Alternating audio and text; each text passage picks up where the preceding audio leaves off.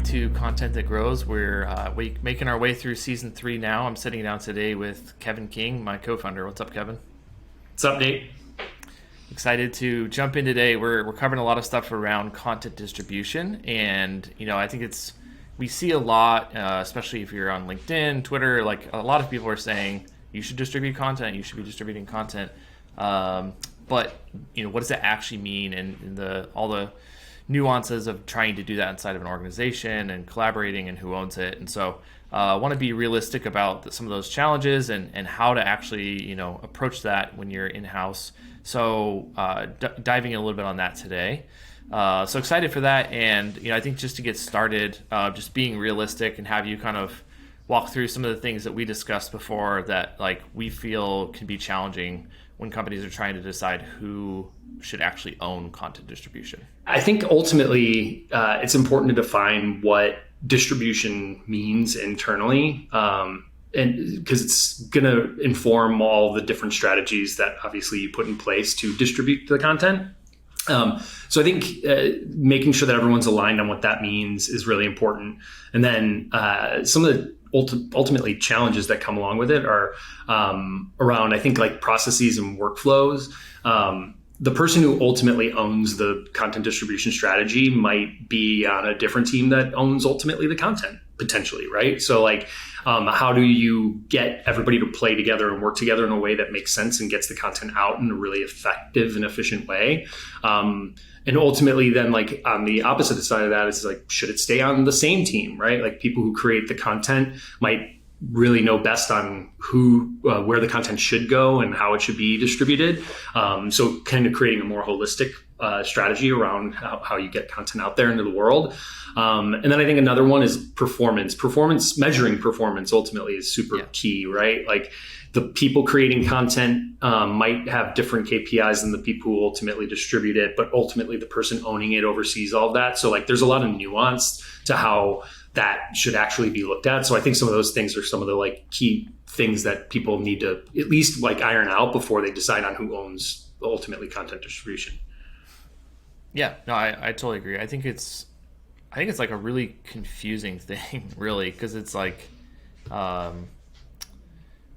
it is so cross-functional. Maybe initially when you're a little bit earlier on, you have a small marketing team, there just has to be one person who kind of owns everything, and that's maybe a little bit easier. But when you're talking about getting into a marketing team of 20, 30, 50, 100 people, and there's entire teams within marketing that are building different content, they have different objectives, whether that's PR and awareness and reach and brand affinity and all that kind of stuff, or if it's pipeline and more acquisition type metrics. I do think it becomes pretty challenging to say where within all of this does distribution lie? How, can you make one person responsible for it? Is each team responsible for it? And so I do think those are challenging. And I think the biggest challenge in even addressing this on this podcast is I don't know that there is ever one clear answer, in terms of saying, prescriptively, this is how you do it. So I do think that's also a challenge. It's just that every situation's different. Every team's different.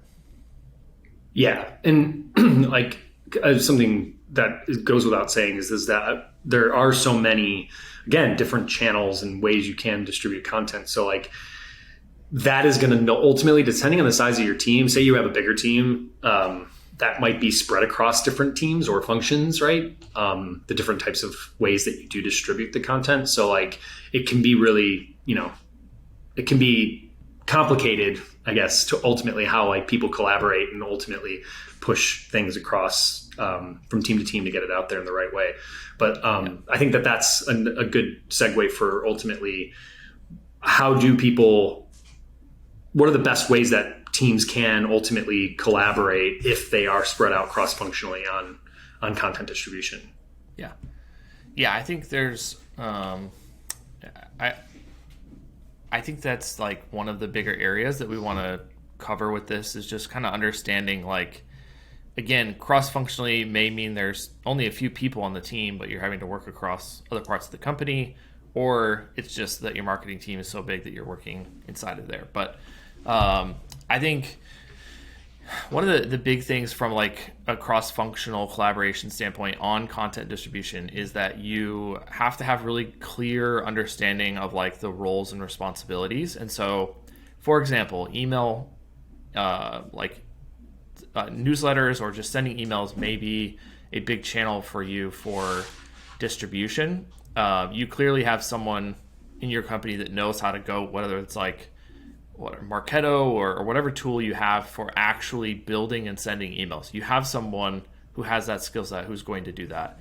But that's sort of the tactical approach to that. And so like having understanding of like who has the tactical skills to do it, and then also like who has a little bit more of the responsibility to say, with what we're doing now, these are the channels we want that like this is the full distribution strategy to be able to get us to where we want. So I think that's like a need, is to understand where does that line of like who's doing the work and who's actually like putting all the puzzle pieces together. And in some cases, in smaller teams, you're doing both. But I think that's really important, because then otherwise, if you don't have that, then you start to have some of the folks with the functional knowledge of how to do the thing also sort of building their own mini strategy for how they're going to do it, and then it just feels a little more disjointed.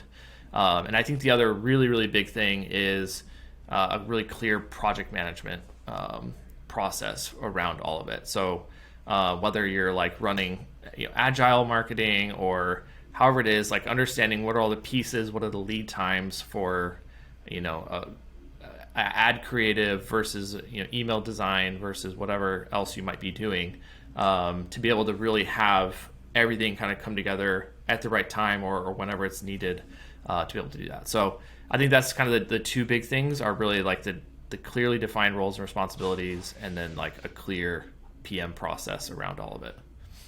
Yeah. I mean, if the PM processes stuff is so big, I mean, ultimately, and I know we'll touch on this a little bit ultimately, but like around what the ways that the content is just distributed, right? But like, there's going to be so many people who have their hands in this process at the end of the day. And like making sure that those things move from point A to point B to where they ultimately end up need to be is so important. And obviously there's not one way to do it, but like having those outlined is so key to making sure that things get out in the world the right way. Yeah. And I think it's also like, I think there's a bit of planning that's necessary. That's something that I know I wrote about recently. It was just like, when you're trying to work across multiple teams and functionally, and maybe this should have been another point that I added in the notes, but like it's not something you can do every month. Like try to pull all these teams together and figure out the strategy and who's doing what. Like when you're working cross-functionally, you need to have longer term strategies played out. Like, here's what we're doing over the next 6 months, or here's what we're doing for this entire year potentially, so that everyone's aligned at that level. And then inside of that, the teams can kind of build their strategy, their not strategy, but their plans to actually like make that happen. And so maybe 12 months is a bit much, but like 6 months, you could easily say, here's the product features we have coming out on the roadmap. Here's we really want to focus on this pain point or like this area for our audience. We're going to do PR campaign. We have like 2 events, thought leadership, 3 webinars, like the blog content we're building, video series, whatever, like all these things that you can kind of figure out what the components are. And then you really just need to like look at it and say, this is what we're trying to achieve over the next 6 months. And then the teams can go back and say, okay, well, if we're going to have to do 3 webinars, we need to do this one now, and like plan out timing and kind of figure all that stuff out and collaborate with everyone in that way. So I do think that's probably a pretty important part of it, is like the planning ahead. You cannot do this, end of September, figure out what you're doing for October across multiple teams. It's too different. It's too many lead times, and you get teams that are just starting to build their own plans and go their own direction instead.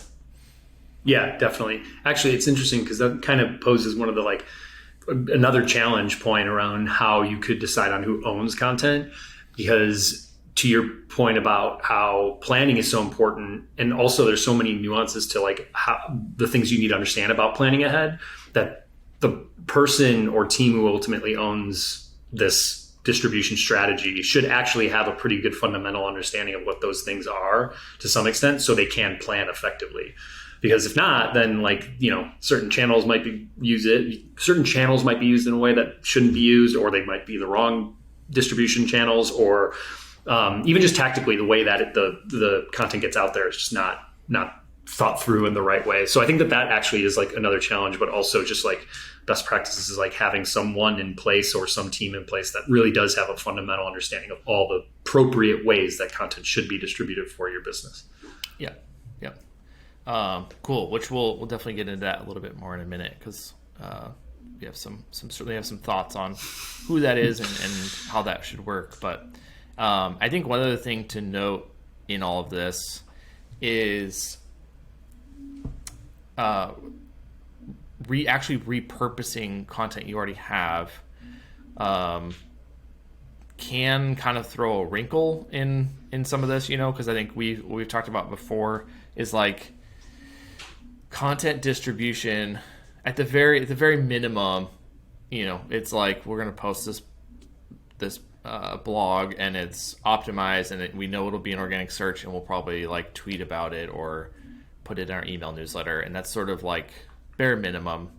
But even if we start to build out more and more things to do for distribution, there's still a pretty linear process of this is new content we're creating, and here's the plan to distribute it. But where it gets a little confusing is we're very big proponents of repurposing content, going back to what you already have, doing more with it, continuing to break it down and post it on social, rolling up your 10 best blog posts and turning it into a video series or whatever. There's so many things you can do. When that starts to happen, you kind of get this conflicting workflows then, where you have the newer, easier linear type of stuff, and then the repurposing of content. And so I do think that's a big factor that we need to touch on is who is repurposing the content, and how do you factor that into your distribution strategy, and who owns that too. Content repurposing is a major factor in the distribution equation ultimately, because of just the nuance in how content is repurposed.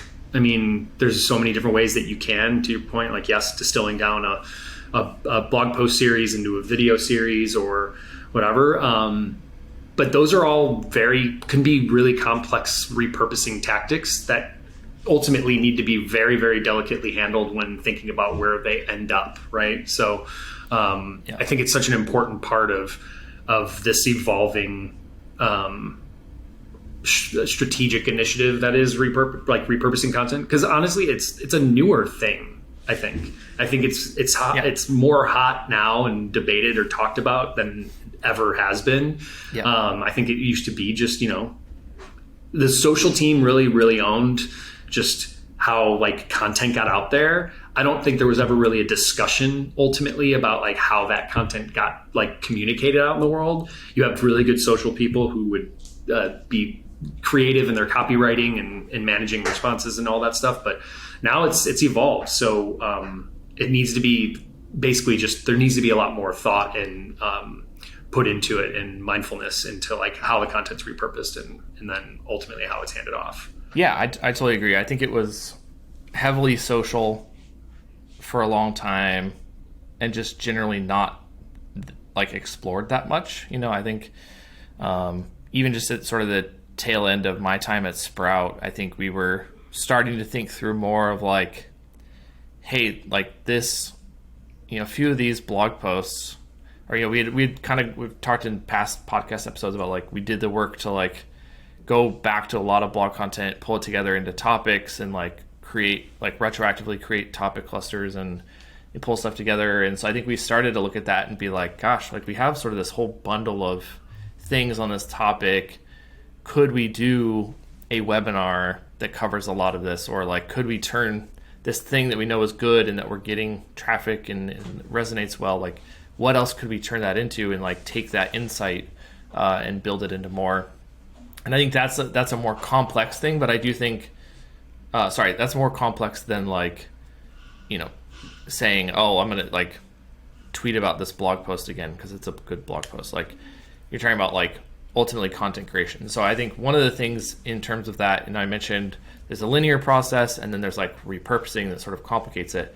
I think larger scale repurposing needs to be approached just as intentionally as new content. So you're carving out time in your content calendar of like, hey, we're going to create these new things and we're also this quarter going to create this, which is repurposing these things, what are blog posts into videos or whatever it may be. And so I think that's part of it, is like treating some of the more substantial stuff as just as very similar to how you would treat new content creation. So kind of put it in there, and then that way you have a pretty clear way to understand how to build your distribution strategy for that too, versus it being happening on the side and then kind of throwing everything off. Yeah.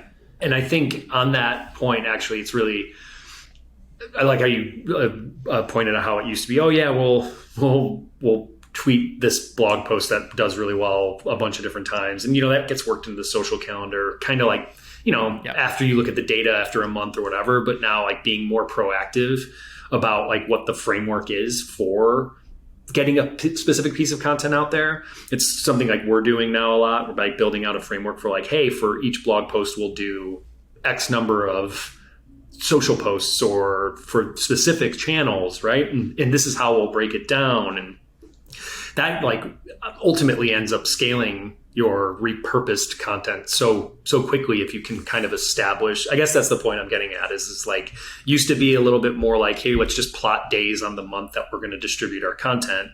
Now you can be even like, here's this piece of content. This is how many times we can distribute it in these different ways, and then even get more deliberate about like how you get it out there into the world.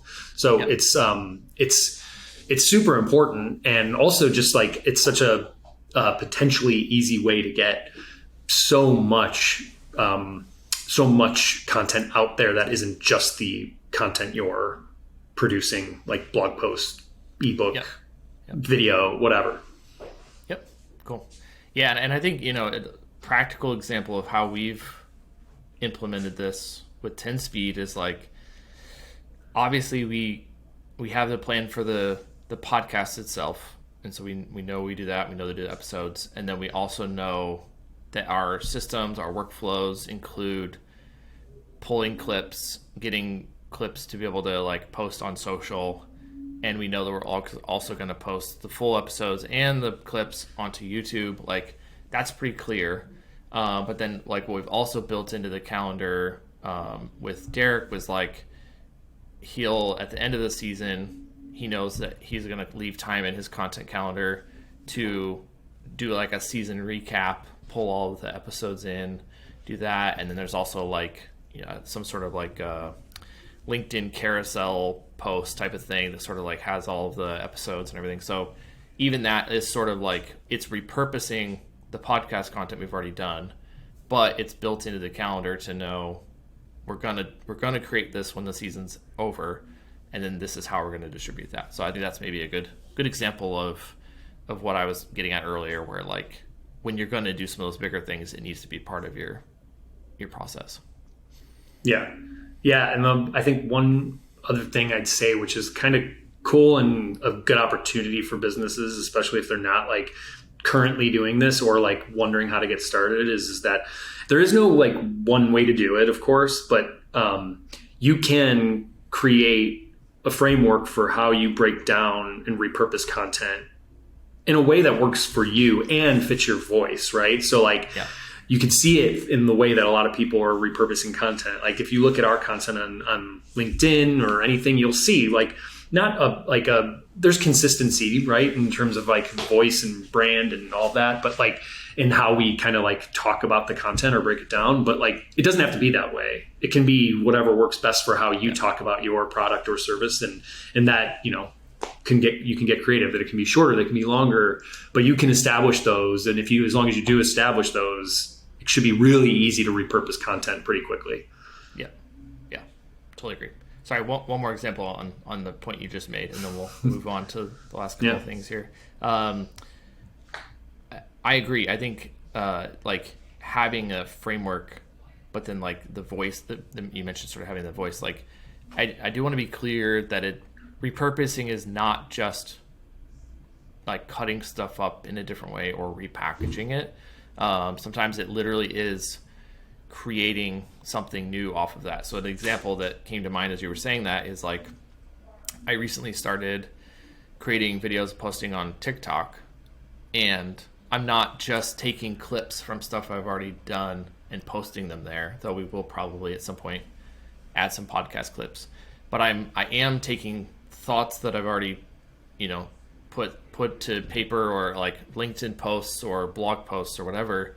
I am taking those things, but then putting them in the new format, the new voice, creating a brand new video that isn't exactly word for word, but it is very much repurposing because I don't have to like come up with those thoughts originally. So I do think that's an important distinction as well. It's just, we've talked a lot about making sure the content fits the format, fits the distribution channel. And so I think just want to be clear that repurposing is not just cutting up a podcast into clips or repackaging it on a different platform, but actually sometimes creating new from that same topic.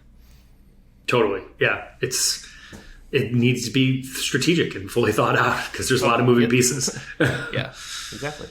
Cool. Well, we'll kind of wrap up. We'd love for you to just kind of touch on like, from what we've seen, in the past several years, like the most common teams and roles that own content distribution, and then we'll kind of wrap up with like our thoughts on who we think should own content distribution.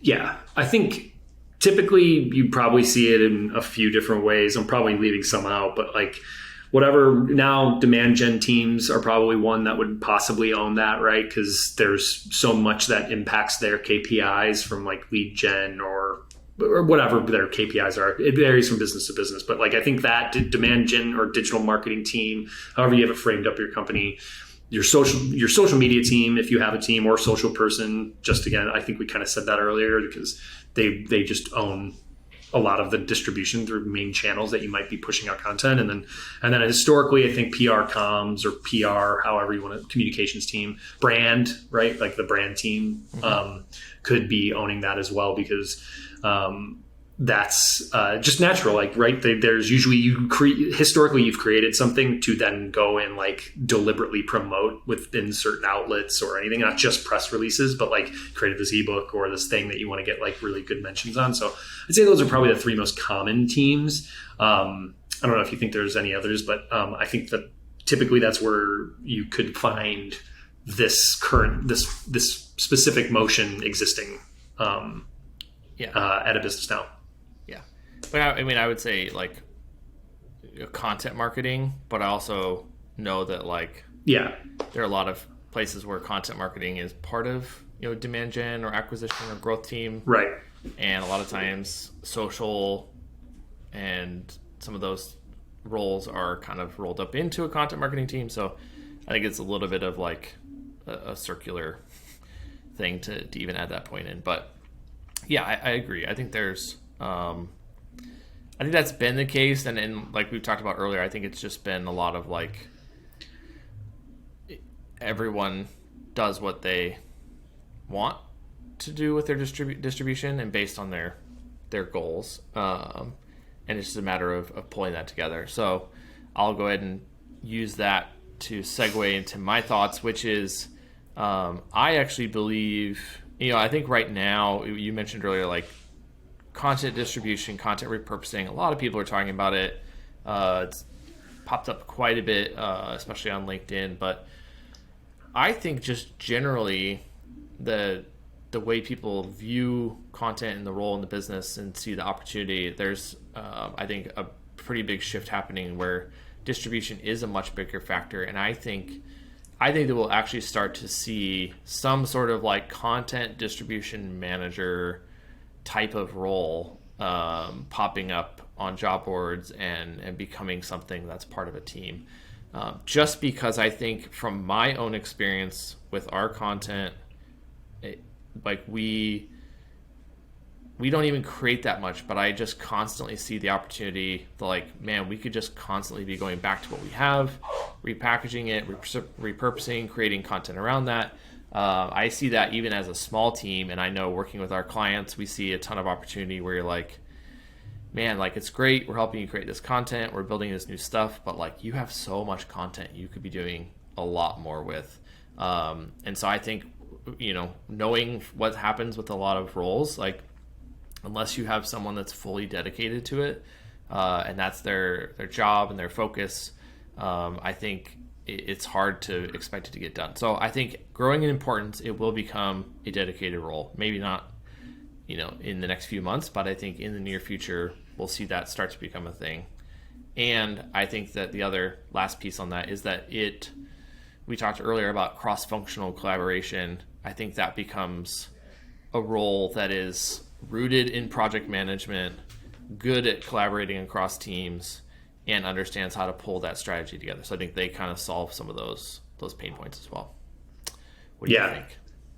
Well, and then the last point, I think that's really good because it's kind of like almost like a product marker. They kind of are so cross-functional and they are able to like put multiple pieces together. I like that. I think for the sake of this discussion, and I don't disagree that that's where this is probably headed for a specific role being dedicated to distribution, because that is, but you're the visionary, so you look ahead like that, and I'm trying to think about like now what we would possibly, where would someone put this role right now, or who should own it? It's likely, and I'm probably being a little obvious with it, but content marketing manager. Just because if I go back to what I said earlier about like who's the person at the company that may like actually have some nuance and understanding of like what the channels are, that should probably be that person. But like, I mean, that's really traditional, right? Right at this point. So it's no like surprise that would be possibly a place where it would live. But again, I think like as over time, I don't disagree. I think like it could ultimately evolve into a distribution role, just based on the whole idea that like all of these repurposing things we just talked about, like all of the things literally that we just talked about in this entire episode, it's so nuanced and there's so many moving pieces that even a content marketing manager, I think at that point couldn't even own it. So I agree. So it's not even I think it could be one or the other. That's where it's evolving. But I think right now it's probably a content marketing manager. But ultimately, it's possibly, it all depends on the business, right? Yep. Yeah, for sure. And I agree. I think right now that's, if anyone, like the content marketing manager, that's whose job description the distribution stuff currently falls on. I just think if you really think about a company that's big enough that you have a podcast, video, blog content, thought leadership, and so on and so forth, sales enablement, case studies, like a content marketing manager or director of content marketing, whatever their role is, they're overseeing a ton of stuff. And so that's again where it gets into like I think the specialization. But the other question could be, do you think like a content repurposing would eventually become a dedicated role? Yeah. Oh, I totally think so. Just all the ways that we talked about how repurposing could scale, and that being such a, I think we talked about this once before even we started recording this episode, but is that is such a evolving and developing skill set. I think like there's a lot of copywriting skill set that goes into it if you're talking about like specific, obviously written copy for like social channels, but just like there's a creativity, I think, that comes with the specific ways that you can repurpose content. So I totally think that could be a specific person that sits within the workflow of like, here's your content creators for specific things, gets handed off to the repurposer, also hands us off to the distributor. And I know that's more tactical, but ultimately, like, I think that could very well see its rear its head at some point. Yeah. I agree. But yeah, I mean, you mentioned it briefly a moment ago. I think the ultimate conclusion we have on a lot of that is in terms of who owns it and stuff, like you need to do whatever is best for the business. Like some businesses are going to be very, very heavily oriented towards the blog and some of the stuff. Some are massive social programs, like just like your audience, the channels that work, like how things work within your company, just sort of the internal culture. There's a lot of variables that I don't think there's one,